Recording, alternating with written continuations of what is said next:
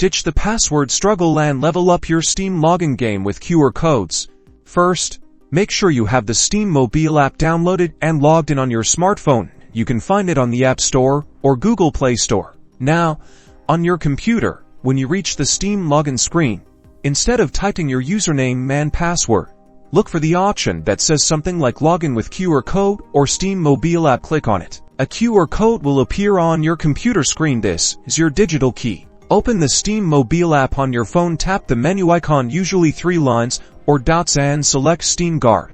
Within Steam Guard, you should see an option like Scan QR code. Tap it, and your phone's camera will activate. Point your camera at the QR code displayed on your computer screen. Your phone will now display a confirmation prompt. This is a security measure to ensure it's real. You verify the login attempt and tap Approve or Confirm. And that's it.